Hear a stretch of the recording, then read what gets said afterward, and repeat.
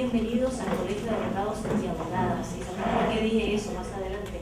De Puerto Rico, para una actividad muy especial. Tenemos como invitada a una periodista, mujer musulmana, que se ha distinguido por su trabajo, la periodista colega Anisa Mehdi, que está con nosotros en este momento. Para ella un aplauso, por favor.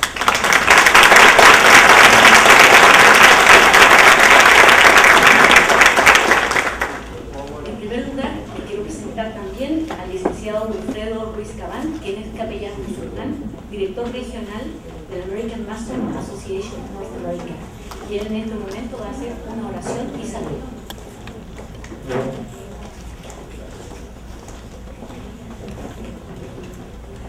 Bismillahirrahmanirrahim. Eso quiere decir, en el nombre de Dios, el clemente, el misericordioso. Así comenzamos todas nuestras tareas diarias, todos los días de nuestra vida. Así iniciamos hoy la charla que va a compartir Anisa con nosotros. Y pido, por favor, un minuto de silencio, o un momento de silencio, por aquellas víctimas hermanos musulmanes que han perdido la vida en días recientes en el Medio Oriente.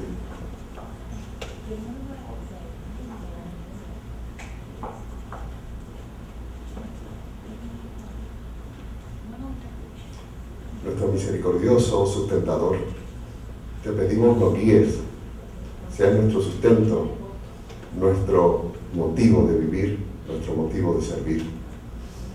Te agradecemos nos hayas dado vida y salud en el día de hoy y nos hayas congregado en tu nombre, porque en tu nombre hacemos todo, por ti vivimos, por ti morimos. Amén.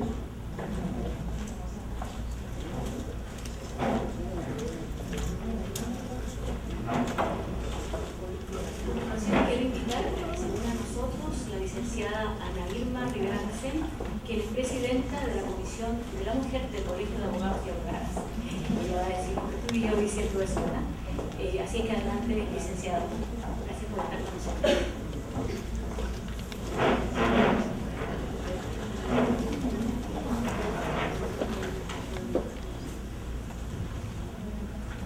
Muy buenos días. El presidente de este Colegio de Abogados y Abogadas de Puerto Rico, el señor Julio, está de viaje en gestiones oficiales del colegio y me ha solicitado que lo represente en el saludo oficial a esta actividad. Yo presido la Comisión de la Mujer de este colegio y en el colegio las mujeres cada día somos presentes no solo en el colegio sino en toda la profesión y por tanto en el nombre del colegio también hemos decidido que se haga visible la presencia femenina. Por lo tanto, eventualmente oficialmente se va a cambiar el nombre, ya está aprobada una resolución al respecto de que el nombre que sea incluya visiblemente la presencia femenina. Y por ahora,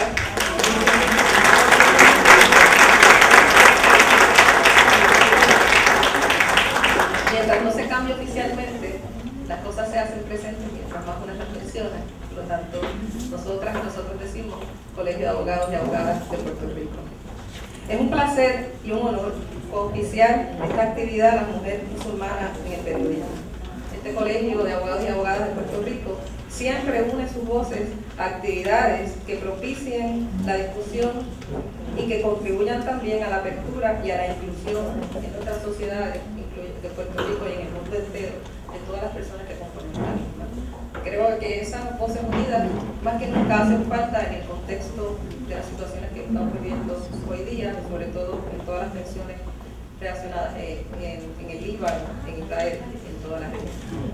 Así es que, sin más preámbulos, sin más palabras, les doy la bienvenida a nombre de este Colegio de Abogados a esta su casa, el Colegio de Abogados y Abogadas de Puerto Rico. Muchas gracias.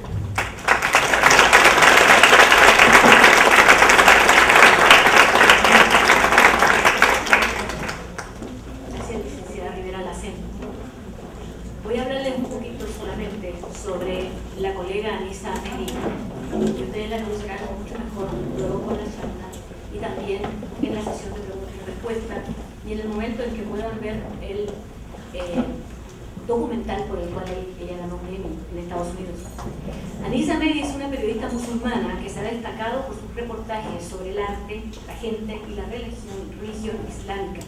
Es de ascendencia árabe, nacida y criada en los Estados Unidos, donde reside. En los pasados 20 años ha escrito, producido y dirigido noticiarios y documentales para la televisión estadounidense, incluyendo National Geographic, Broadcasting Service y las cadenas ABC y CBS. Fue una de las primeras reporteras que cubrió el floreciente movimiento político musulmán en los Estados Unidos y los asuntos relacionados con las mujeres musulmanas. Preside su propia compañía de producción, Whetstone Productions, y es profesora de comunicaciones en la Universidad de Seton Hall en Nueva Jersey. En el 2003 obtuvo el premio Emmy por el documental Inside Mecca, que produjo y dirigió para National Geographic y que fue presentado por primera vez en octubre de 2003. Este es solo uno de los numerosos reconocimientos que Anisa Mehdi ha recibido a lo largo de su exitosa carrera como periodista.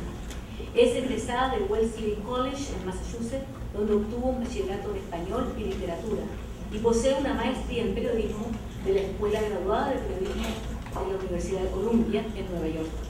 Es además una talentosa flautista que ha tocado en la Livingston Symphony Orchestra y se ha presentado en conciertos de música de cámara y de obras de Broadway junto a otros músicos profesionales.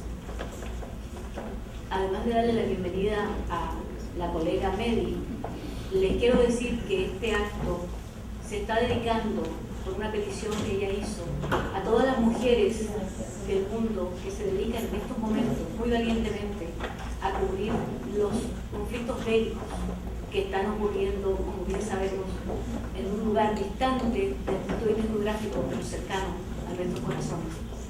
Yo quisiera añadir a eso el hecho de que las mujeres están en este momento luchando por cubrir las noticias de una forma llena de sentimiento y a la vez de los hechos reales y de los análisis y las interpretaciones, junto a los compañeros, colegas masculinos que también se están destacando en esto.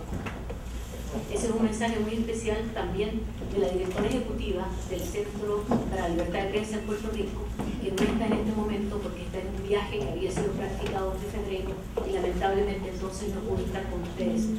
La colega Elga Serrano les pide sus excusas, pero a la vez quería saber que en términos de espíritu ella está aquí porque quería estar plenamente y no pudo hacerlo.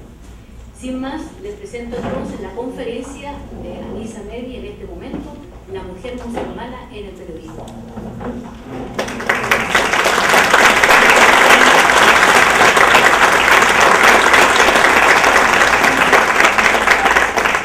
Muy buenos días a todos.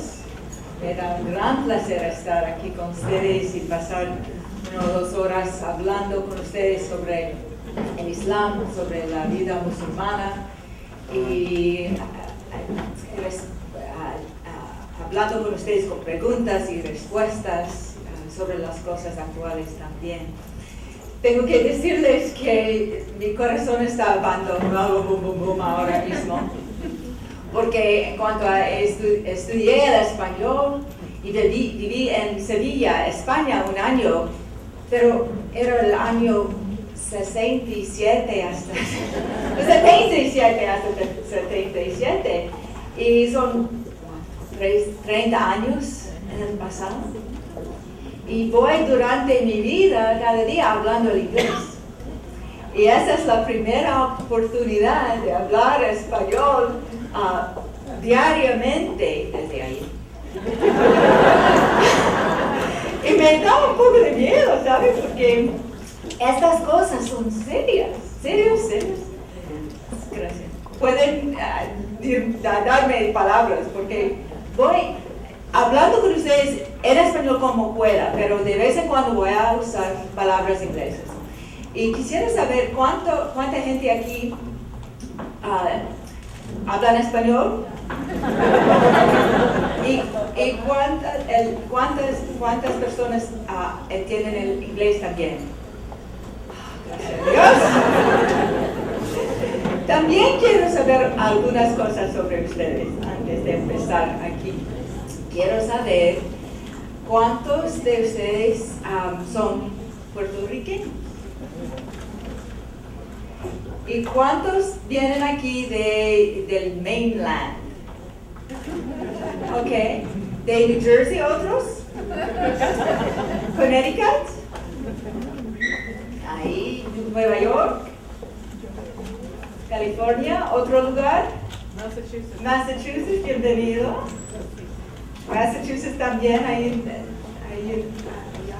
the back. ¿Y cuántos de ustedes se consideran gente de la fe?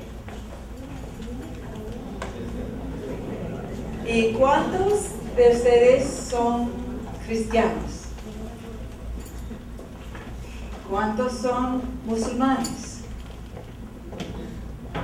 ¿Cuántos son judíos? Y hay otros, hindú, ¿qué? Bahá'í, bienvenido. ¿Y otro? Bueno, ok. Hindú. Ateo. Iba a preguntar eso. ¿Cuántos no creen en Dios? Ateo, ¿es diferente que creen en Dios o no? Lo mismo. Ok, gracias. Así que somos todos aquí. Tenemos una representación del mundo aquí.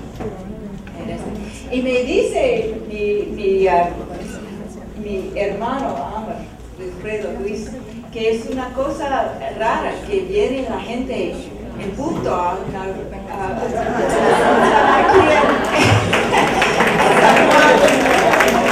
gracias por darme el honor de venir así tan temprano y tanta gente. Bueno. A ver. Esta es la segunda vez que vengo a Puerto Rico. La primera vez fue en 1967, ¿verdad? Con mi padre y mi madre y mis dos hermanos, mis tres hermanos. Mi padre se nació en Irak, en la ciudad de Karbala. Y hasta hace 3-4 años, nadie en mi mundo sabía dónde era Irak. ¿Irak? ¿Dónde está Irak? ¿Qué es eso? Hasta ahora saben la ciudad de Karbala. Me parece que el mundo se conoce mejor gracias a las guerras. Porque miramos al mapa y queremos saber dónde van nuestros hijos, dónde van nuestros hermanos, dónde van nuestros padres a luchar y morir. Es una cosa triste, pero por lo menos sabemos un poco más de la geografía. Bueno, él es de Irak, mi madre es de Canadá, rubia con ojos azules. Y se conocieron en Berkeley, California, en la universidad. Y por eso yo fui nacido en Berkeley y mis hermanas también. Pero venimos aquí a la invitación de la población puertorriqueña de Palestina. Y hay aquí en este cuarto grupo, gente de esa comunidad. ¿Cuántos son de la comunidad puertorriqueña palestina? Gracias por la invitación hace tantos años. Tengo conmigo un artículo del periódico El Mundo que hizo entonces, es una copia.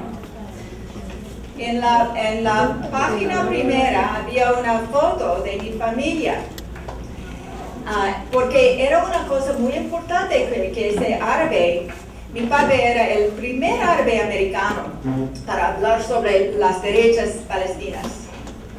Antes de la creación del PLO, mi padre estaba hablándoles sobre las derechas palestinas en América. Y vino aquí dice,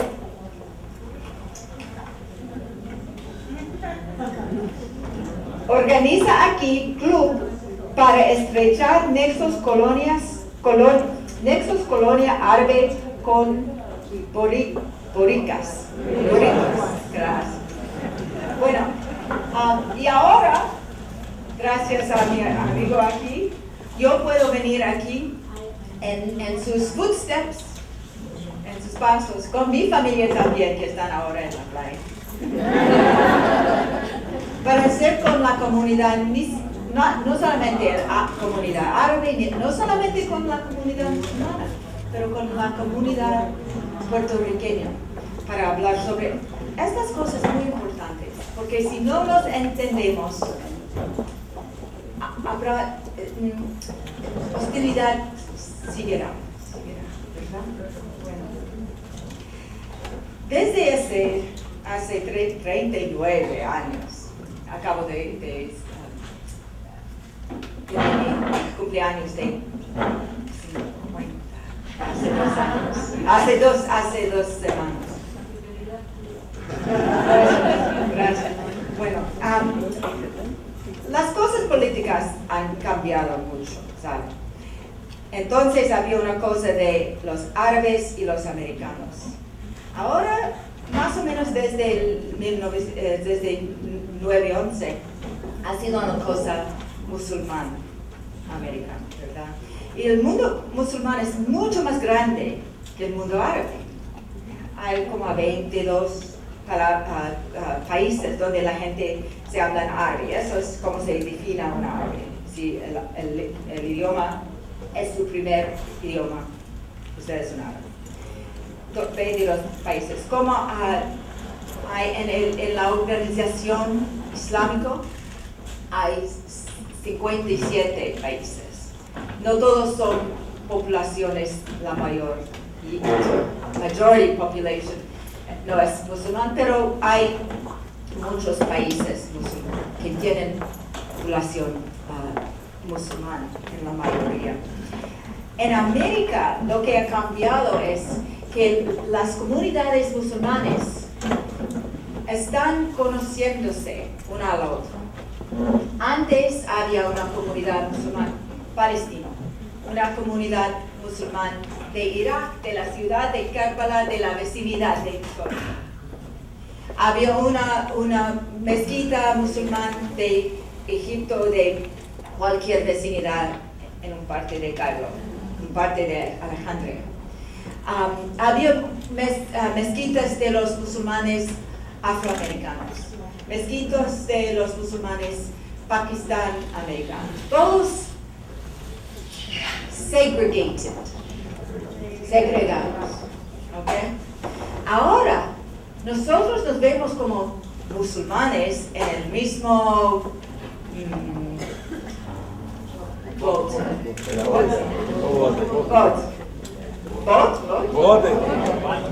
Yeah, right. En la misma situación, porque otros americanos nos vemos así, ¿verdad? Y ahora hay una oportunidad para la comunidad musulmana para conocerse entre sí y ver.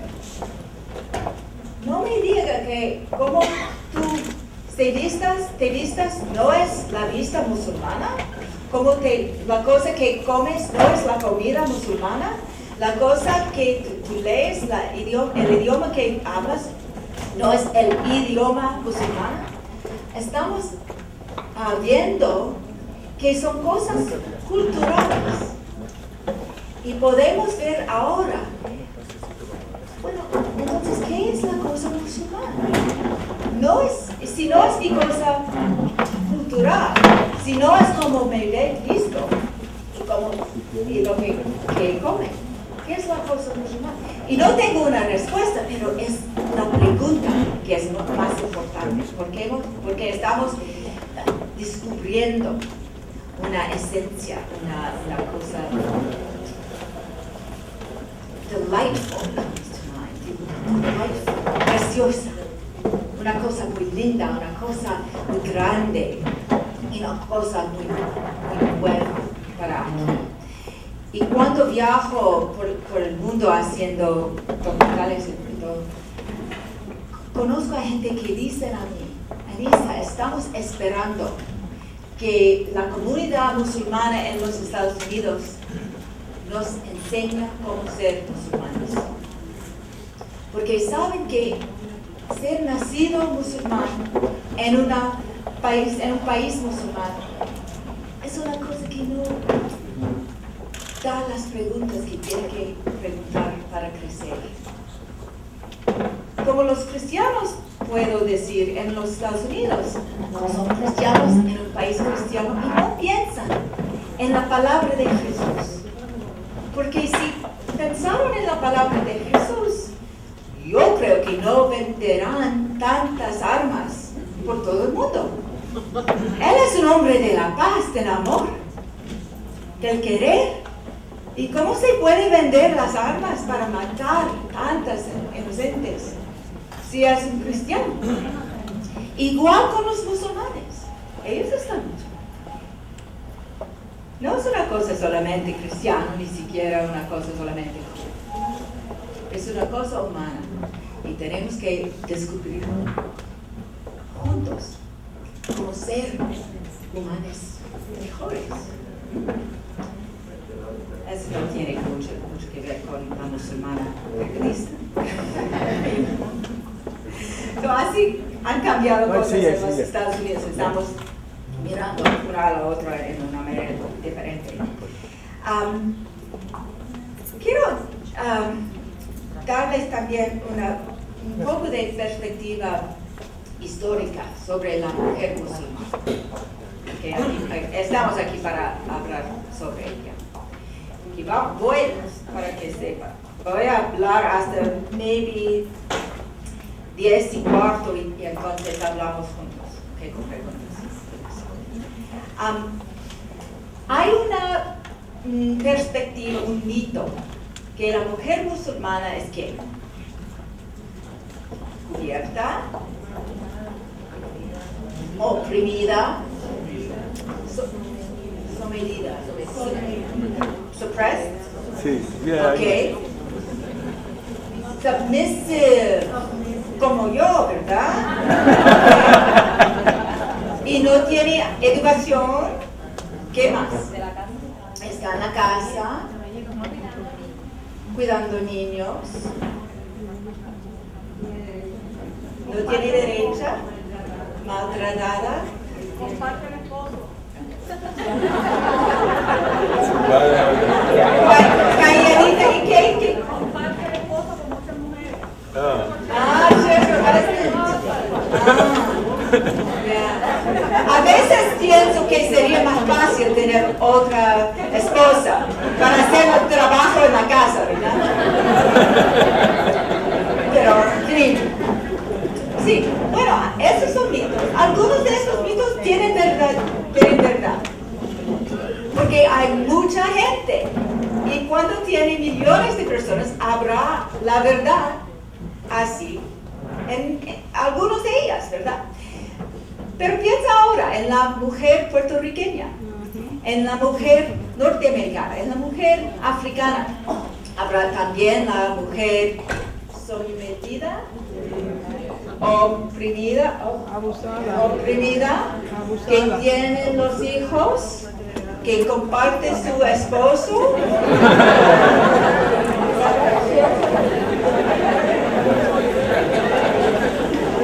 Que hace todo en la casa, que es muy quieta. ¿Habrá mujeres así? Es eso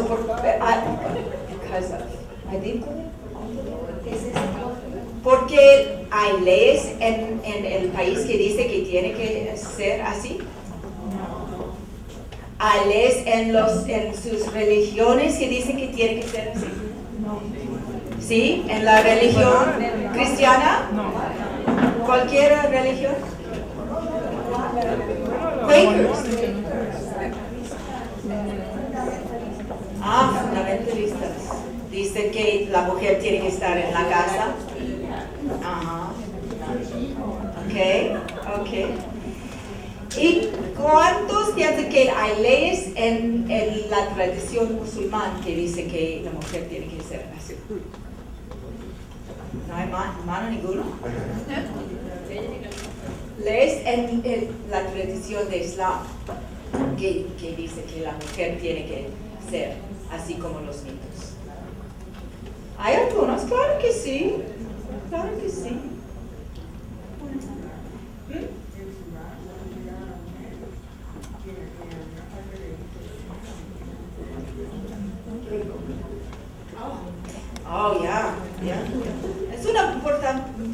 Dice en Islam, let me address that now, no se puede hacer daño a su cuerpo. No se puede. Entonces, esa mutilación es contra la ley islámica.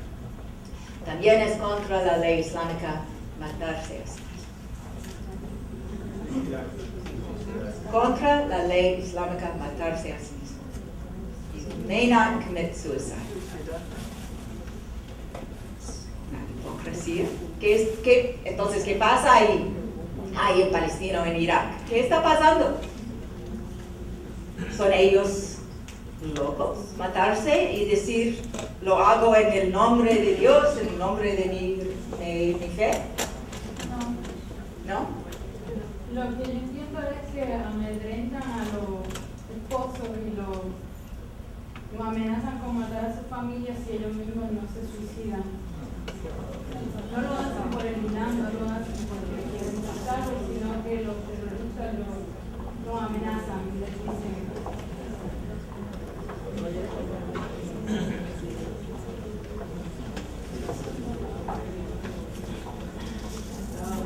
So they're protecting, están protegiendo. Yo diría que hay leyes en el Islam para proteger la familia y para hacer crecer la sociedad. Como tenemos la Constitución de los Estados Unidos para proteger la familia y que hace crecer la sociedad. Y en cuanto a las leyes se siguen, sucede la sociedad. Y en cuanto a las leyes no se siguen, if you don't follow the rules, la sociedad tiene problemas y se debilita. Gracias. Yo no soy un experto sobre el Sharia, la ley islámica. Yo no soy experto, pero he estudiado mucho. Y me dicen los expertos que no se puede poner la ley corporal, se llama hudud en árabe, la ley de los criminales, sin ponerse también la ley civil. Y hay lugares donde se pone la ley corporal, por ejemplo, en Afganistán, donde hay el castigo mortal, right? Con stoning, muy feo, muy feo. Pero no emplean toda la ley. Mira, this is going to be hard in Spanish. Okay. For the punishment for adultery, you need to have 4 witnesses to the act who will testify in court. Think about that. How easy is that to do? Difícil. Imposible! However, there are accusations and punishments carried out in countries that call themselves Islamic that kill women because they've been accused of adultery without following the law. As they say, the punishment is Islamic, but the law is not carried out in an Islamic manner. Think about that. I don't call that Islamic justice. Somebody is. And somebody is reporting it that way. The media is reporting it as if it were. And reporters, men and women, perdóname que hablo en inglés, men and women are reporting it without studying the background. So they cannot challenge the Taliban. They cannot challenge the government in Kano, Nigeria, to say, but you didn't carry out the law. You didn't carry out the law. You carried out a punishment. And that's the biggest problem I find in reporting on issues of Islam. I find that's true for men and for women. If you don't know the subject. And all the reporters, how many are reporters in here with me? Okay. Good, a handful. Well, you know, unless you know the subject, it is very difficult to honestly report what's happened. And that's why it's so important that more and more Muslims like me, born in the West or born in the East and growing up in the West, go into journalism, because we've had an advantage in knowing more about this religion so we can cover it more fairly. Let me tell you a story about when I was a rookie reporter. You know the word rookie?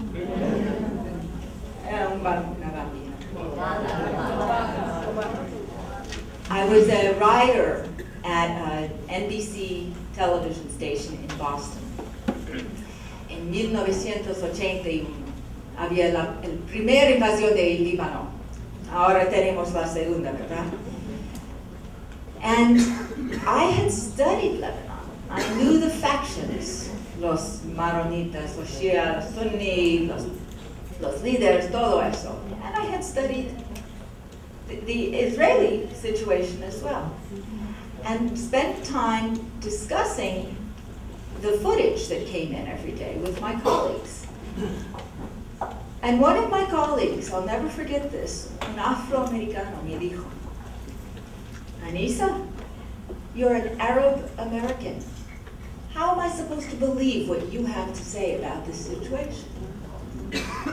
You know, obviously, I'm biased. Tengo un prejuicio, ¿verdad? Por dentro de mi padre.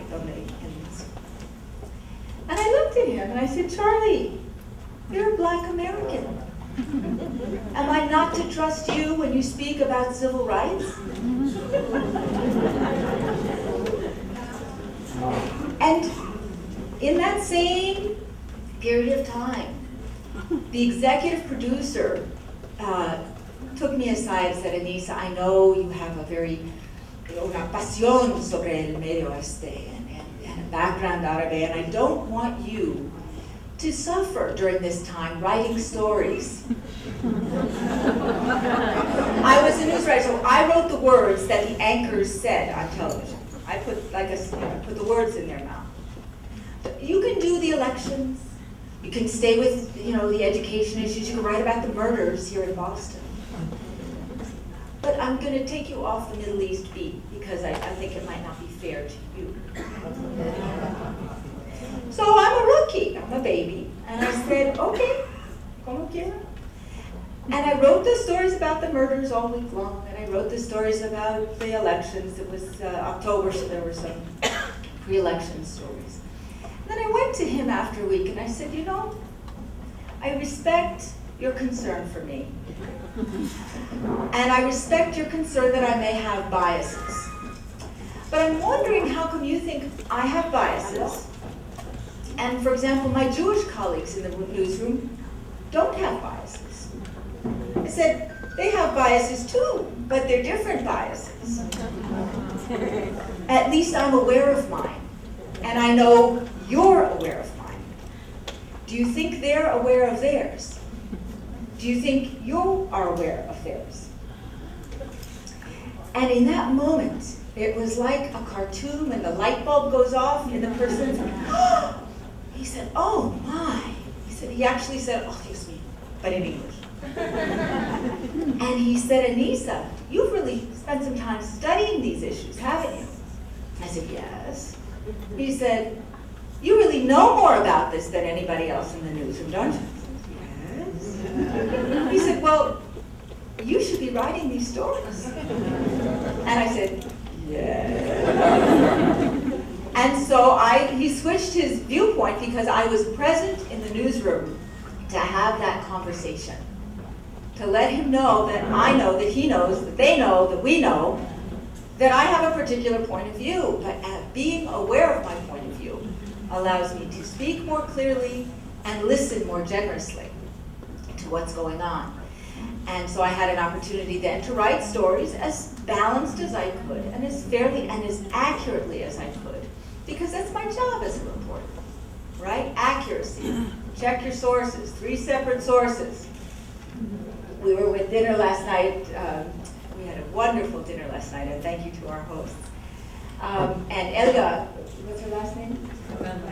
Was there. And she and I are graduates of the same journalism school in Columbia University, and we had a wonderful chat about the old times in journalism. Before the internet, before blogging, before anybody's opinion was listened to. And it was very heartwarming to spend time with her. But I'll tell you something else. I've been doing this work since 1982, being accurate and gathering information and being a vehicle for transmitting one community's views to another community. And after close to 25 years, I've actually earned an opinion. And so some of what I will share with you today is opinion. It's based on a lot of information, and it's based on years of experience, but I feel like I've sort of graduated into a commentator or an analyst, not just a journalist who checks everything 3 times, although it's very important that we do that. In the history of Islam,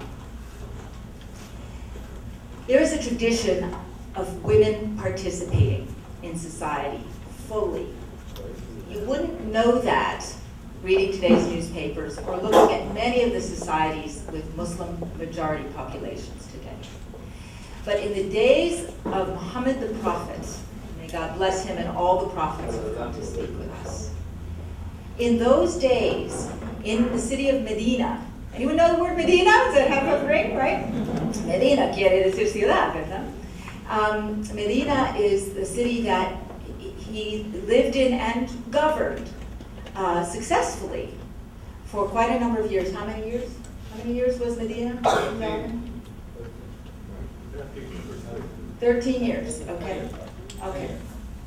More than a dozen years. Women had full rights, full access to the mezquita. There was a woman he put in charge of the market, a woman named Ashifa was in charge of the markets of Medina. One of his wives, because yes, they shared him, a number of women shared him, Zainab bin Jahsh, was an artisan, a craftsperson who created, she worked with leather, and she made baskets, and she made bags and clothing, and she sold her work in the markets. His wife Aisha was a great scholar, and in fact is one of the people who reported what we call in Islam hadith.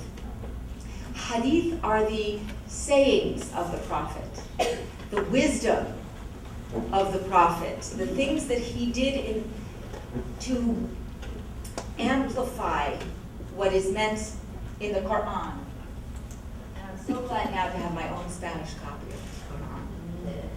I have about 10 different versions in English, because it's a very difficult book to translate. So I have 10 different versions so I can double check somebody's translation of one against another. If I don't like what one person thought the sentence meant, I go to somebody else till I find one I like. Or I make up my own. With at least three sources.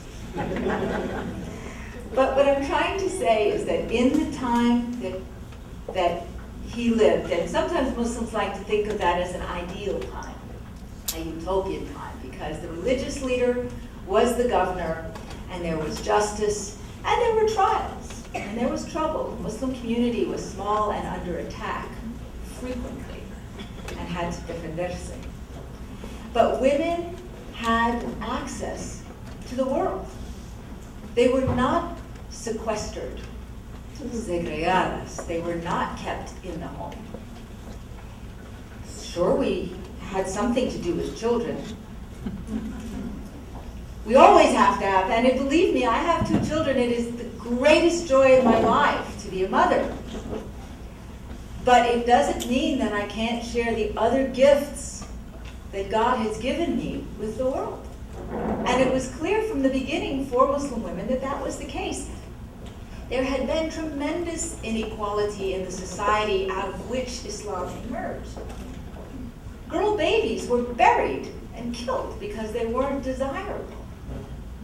This ended with Islam. Men had, how many wives did David have? David, who did the Psalms? 1,000. And then he had to kill the husband of Bathsheba because he wanted her too. Yeah. So it was reduced in the time of the prophet to 4 wives. And really the rule was you need to get the permission of your first wife to marry again. That doesn't always happen. I was reporting in Senegal, and I heard horror stories about men who just, all right, we're grown-ups here, men wanted sex. So they get another wife to have sex. And the professor who discussed this with me said, look, there are many unhappy women and many more unhappy, hungry children as a result of this. But it wasn't Islam that said, go ahead and marry as many as you want. And it wasn't the prophet who said, go ahead and do that. It is people. We have to keep making that distinction. So I'm very proud of the fundamentals of Islam. I'm very proud of the history of my faith. And I know there's a lot of work to do today to return people to a knowledge of the opportunities that were presented by, in the beginning, the examples given in the beginning. And when people of other countries, of other nations and cultures embraced Islam, they took it into their own cultural reality. And if in a place like Afghanistan, for example, the costume was a complete covering head to toe with the face, so that didn't change just because a new religion came along. My understanding is that in Iran, the costume of the abaya or chador, the black cape that covers from head to toe, and my grandmother from Iraq wore one of these. In fact, the only photo I have of her, she's sitting next to my gorgeous Rubia mother, and she's sitting in her abaya, we see one eye. You know? But that tradition came from upper class Byzantine women. That was the fashion in Byzantium, which was a Christian kingdom, yeah? And you know how sometimes, not all women go for fashion, but a lot of us like to look good. And so this was the style, so the women of Persia, the kingdom of Persia, began to wear these things and continue to. And my friends in Iran, and I've had the opportunity many times to report from Iran, would say, I wear my headscarf to show I'm a Muslim, and I wear my chador to show I'm Iranian. So it's the difference again between culture and religion. I'm going to conclude. I've already gone over 3 minutes here of what I said I would do, but just to abbreviate about women periodistas, because that's my reason for being here. Forgive me for going off on tangents. But I feel like you're inviting these tangents. It's not all my fault. I look out in your faces, and you're inviting me to tell you these stories. It was very lonely for me at the beginning of my career in mainstream American media as a Muslim, Arab American woman. Very lonely. There was nobody like me out there. But I was in America, where there really weren't that many Muslims anyway. You know? And the children of Muslims in America had tended to go into engineering and medicine and other very respectable professions. Now I'm glad to say, since this community is pretty well established, the sons and daughters of Muslims from all over the world, Pakistanis and Black Americans and Palestinian Americans and so on, Malaysian Americans, are starting to go into more public jobs like journalism, public relations, law, marketing, and will eventually have an influence, not to turn America into an Islamic state, but have an influence like I did, and I continue to do, in a newsroom or in a marketing campaign, saying, you know, did you hear about the Nike story? Did you hear about the Nike here? There was a symbol they were putting on sneakers that was, I believe it was in Arabic, it said Allah. Am I right about this? It was something where you don't put the name of God on a sneaker. But if there had been somebody at Nike who had a sensibilidad around that, that would never have happened, for example. So that's happening in America. But think about this. In countries like Egypt, like Pakistan, Iran, Turkey, Iraq, Lebanon, where there is a Muslim majority, just as long as I've been in the business, there have been Muslim women in the business of reporting. We just haven't had access to them because they report in a different language, and up until recently, we didn't have an internet to be able to read what they had to say. But I discovered this to my own surprise, because I have the same prejudices any of us does. We know what's in our community and not outside. When I covered the Hajj, and I was in Mecca, to my delight, there were just as many women reporters as there were men reporters. And to be covering the Hajj, and to be in Mecca, you must be Muslim, which meant there were all of these Muslim women reporters. So I discover I am not alone, and it's not as lonely a place as I thought if I look at the bigger world in which I am working. And I believe very firmly, was it Ruth or was it you, Anna, who said, I think it was Anna, that women who report bring a particular sensitivity to our work. Some of us, did you say that, Anna? I mean, Ruth, that we need to be accurate, we need to be authoritative, and we need to be honest in our reporting. But that doesn't mean we have to do it the way the guys have done it all this time. And I think if women, and as we gain strength and fuerte entre nosotras mismas, we will begin to share female sensibility and female power in the structures around us, not only in periodismo, but in el gobierno, and in community groups. And I pray and I hope that this will not emasculate the men. I love the strength of men. I need the strength of men. But also to give a balance of female energy to what is happening, perhaps a little more compassion. Perhaps a little more teamwork. I'm looking for a way to really have a bang-up ending, perhaps a ba-ba-ba-ba, and everybody applauds. I don't have that to offer, because I think we're all on this search together, which is why sometimes I wonder why I'm up here instead of down there and one of you isn't up here speaking, because we all have important stories to share and guidance to give, and I'm honored that you think I have some guidance to give and let me stand here before you. Let me check my notes. Yes, there is one more thing just to point out, that as we talk about Muslim women in journalism, I don't know if any of you have access to Al Jazeera television or Abu Dhabi TV or any of the new and emerging media from the Middle East and from Central Asia. Anybody get to see those? Okay.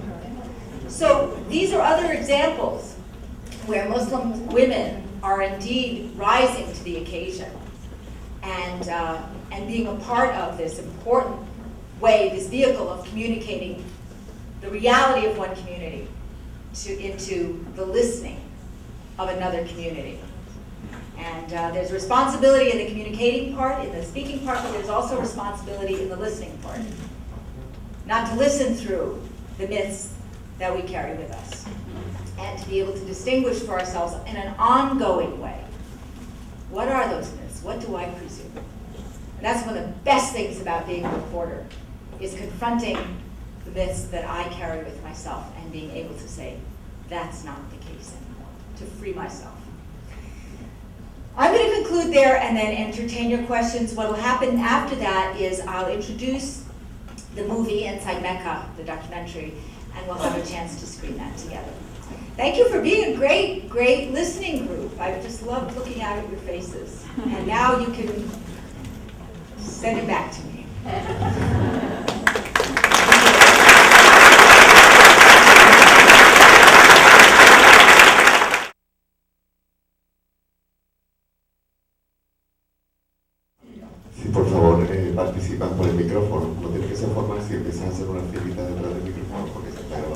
Gracias.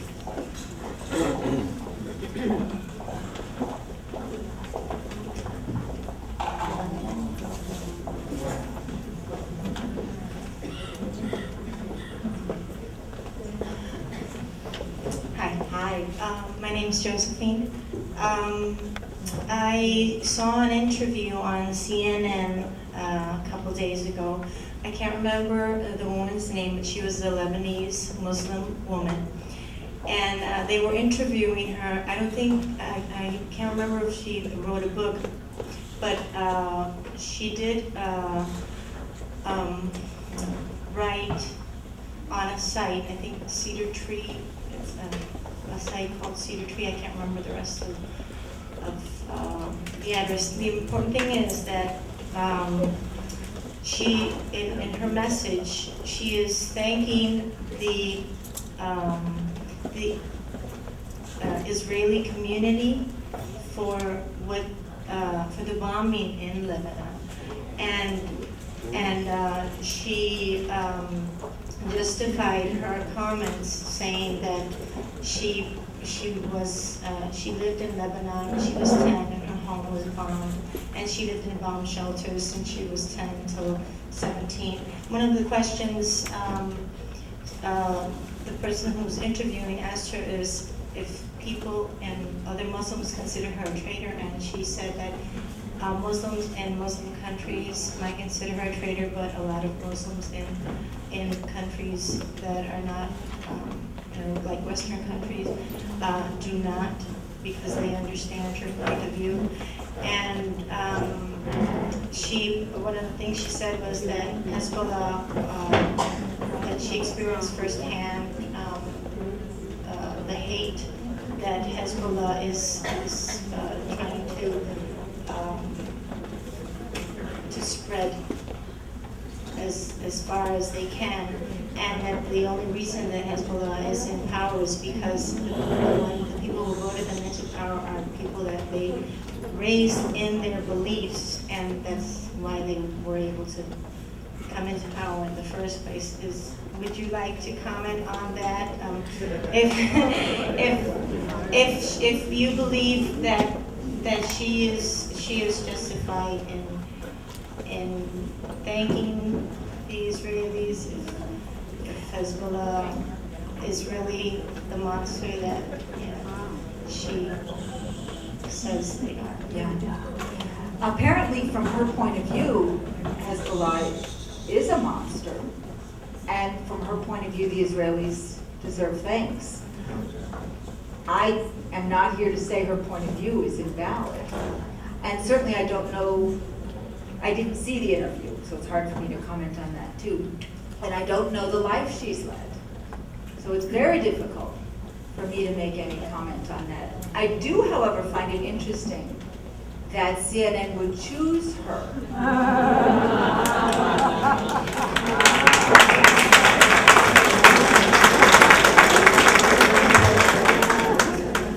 Is she representative of an overall point of view of the people in the community in which she grew, or not? Sometimes we choose an unrepresentative person. Listen, you may suggest too that my brother Amr here chose an unrepresentative person to speak with you today. That's right. Right? Yeah. It's possible. C'est possible. So I can't comment further than that. But I'm interested to hear that, and I certainly will look into more to get a sense of what Lebanese people may be saying. My best friend is Lebanese, and her family had to flee South Lebanon to get away from the bombing. And they're in a desperate situation, and they are very much grateful for the defense that Hezbollah has presented to them over the years in South. So, and it's just a different point of view from people in the same. Isn't it interesting how differently we can see things? Thank you. I have read the Quran, and it actually gives a message of love, and it mentions Christian and Jewish, and it doesn't condemn them. It actually say we believe in the same God. So you're safe because we believe in the same God. So it is me, I'm not Muslim, and I just read part of the Quran and I knew that. And I couldn't help but ask myself, why there are so many people doing all the contrary that the Quran says? And I was wondering if what has happened with the Quran is the same thing that's happened with the Bible at the beginning. There were many people illiterate, and the literate people who was able to read the Bible was saying whatever they wanted to say to have all the power centralized and being able to control. Those people were not able to read. Do you think if the Muslim people, there's a lot of literate people I spent a few months in Iraq, almost a year. When? Last year. Really? And there's a lot of literate people, but there's a lot of illiterate people that, for example, they don't know the consequences of smoking. Things like that. And I was thinking, well, and they have the opportunity, they have free schooling, they have free universities, but some of them cannot educate themselves because they have to sustain their families. Do you think all these problems of insurgency might be solved just by educating the people and for them to be able to read the Quran by themselves and interpret it by themselves? Now there's a leading question. I think education will solve many, many, many problems. Education, the end of hunger, the end of poverty. There's a saying I got in a fortune cookie, from a Chinese restaurant that said, it's hard to make good decisions on an empty stomach. This is, there is enough food to feed everybody on our planet. We just, in the United States, the mainland, how do you say mainland? Mainland. And the mainland, we destroy food. Because if we were to sell it, it would mean the prices go down. We destroy good food. And there are starving people. This is a big problem. Capitalismo, okay? It's capitalismo. You have to have more profit. I think education would be one of the key elements to solving problems on this planet. Because people can take the words from the Quran, from the Bible, and use them in all kinds of ways that I don't think they were meant to be used. But I also believe that if you are under attack, it is not your right, it is your requirement to defend yourself and your family. The question is, who feels they're under attack and why? Are you under attack? Are we under attack in New York because close to 5 years ago we were attacked? Are we still needing to defend ourselves?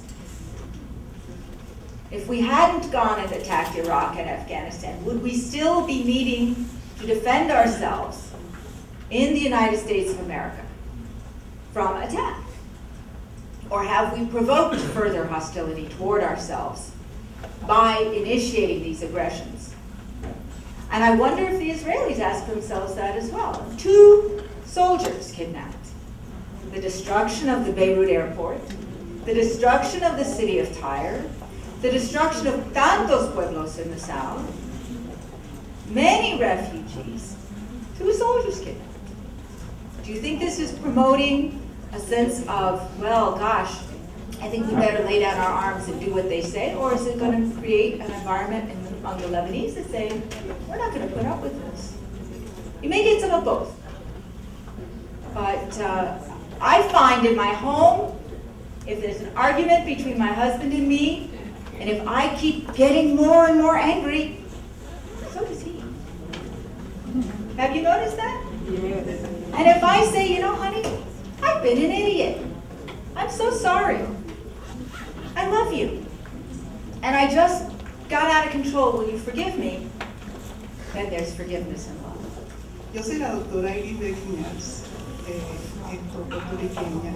Y tengo una pregunta para usted, la voy a hacer en inglés.